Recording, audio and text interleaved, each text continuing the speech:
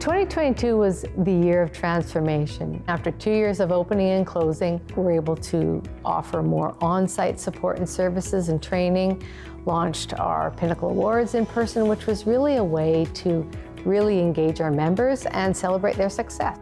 We are now working on an approach that provides an annual action plan around 4 pillars: resource development, training, consultative services, and of course the advocacy work that we do on behalf of employers to help them get whatever it is that they need. Certainly we saw how our advocacy really supported members through the pandemic. We have used Manufacturing Safety Alliance quite a bit more than previously, and I think part of that is they have a basket of resources that we can pull from. We can go to for a lot of different things rather than going to multiple different vendors. We are really focusing on how can we support the members on exactly what they need, and then bringing in the expertise. We've really spent a lot of time in recruiting some phenomenally talented people that have expertise from industrial hygiene, mental health, and ergonomics, because those are the real needs of employers today, and we can provide that on-site consultative services to really help them find unique solutions on-site. We've done a lot of work with the Manufacturing Safety Alliance to improve health and safety. We use them for our gap analysis. They would come in and help us out with all that. We just did air testing, so they have a hygienist on staff. We chose the Safety Alliance because the hygienist actually came in, saw what we were going to be doing, and then knew exactly what they needed to do, where they were going, the whole idea, and then came back and did the testing. Manufacturers that we've worked with from 2017 to 2021 has seen a 26% reduction in the injury rate. We've also seen a 15% reduction in the serious injury rate. And of course, at the end of the successful results, we see a successful financial impact. We partnered with MSABC on really understanding on where we can actually complement the training program we have with actually the things that we're missing. It's been very successful for us to really partner with them. Seeing the growth of our training programs has been impressive, and it certainly gets us excited about what we have to offer for our members, but also what we're going to offer our members in the future. Factors Group has utilized a lot of the training resources through the Manufacturing Safety Alliance. We subscribe to their online learning portal, which offers a variety of online courses from combustible dust to confined space awareness. We've made it a point to work closely with MSA since 2018, basically utilized every program that MSA has to offer. One of the most positive changes over the last couple of years is that our team has been overwhelmed with a real need from our members. There is a real shortage of safety support or trained professionals in this area, and so we've been really seen as a solid resource for members, and it's really been quite exciting to see how much work we've been able to do. We're removing those orders, we're getting them situated to get ready for OC Core certification, seeing them to get certified, and seeing the positive changes in the workplace. When we convey the message that we reach out to the Alliance for some help, some resources, the employees know that we're taking things serious and they're expecting an outcome. It enables us to ensure that the workers have the buy-in from ourselves and that we are advocating for a better safety culture. Our goal is to have enough qualified health and safety professionals to help support industry successfully with the right education, skills, and experience. So I'm inspired to know that we play a role in that to help industry, and leading by example is critical.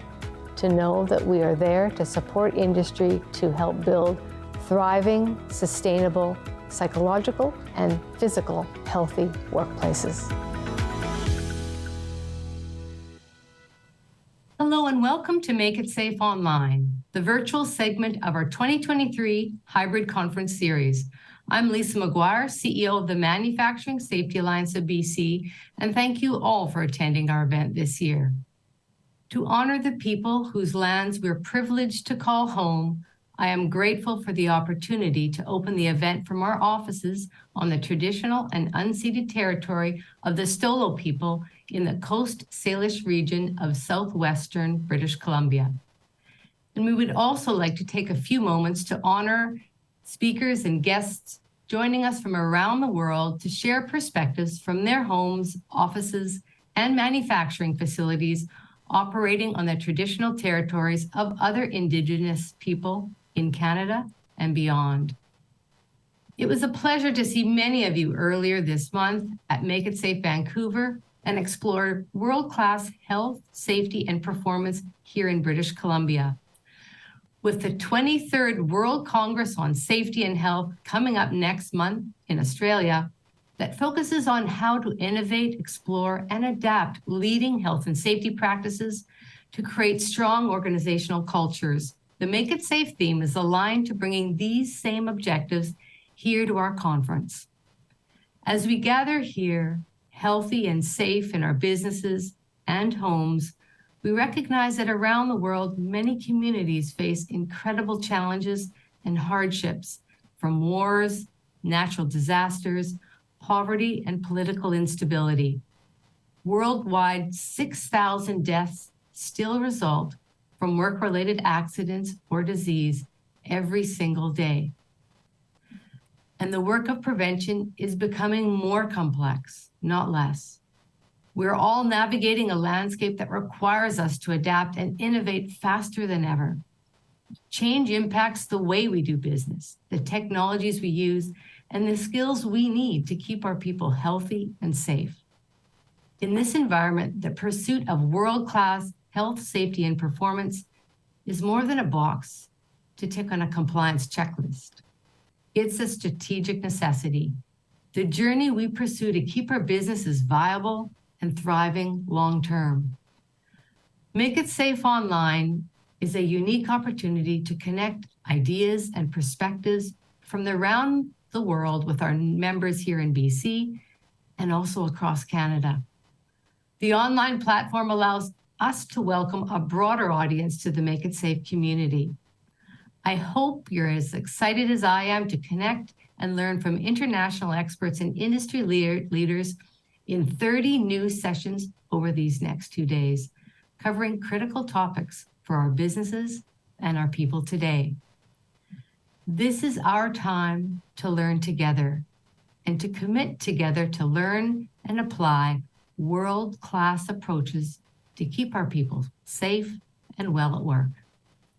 Between sessions, make time to learn from our sponsors and exhibitors in the virtual exhibit hall. Our partners make this event possible, and they bring some fantastic tools to the table to help you improve operations and keep your people safe.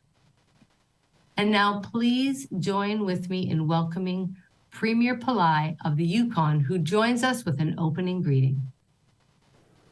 Thank you to the Manufacturing Safety Alliance of BC for hosting the Make It Safe conference today and tomorrow, and to Lisa McGuire for getting us started. It's a pleasure to be speaking with you today. The government of Yukon is committed to making workplaces safe for everyone and to giving all employees the tools they need to stay safe at work. Our workplaces should empower us. They should be a place where we feel safe, respected, and supported. Whether it's a shop with 2 employees or an employer of thousands, everyone plays a role. Workers are the backbone of the economy. They drive industries, power innovations, and support communities. Their contribution is invaluable, and their safety is non-negotiable priority. We are all accountable for keeping ourselves and each other safe. This is true for physical safety as well as psychological safety.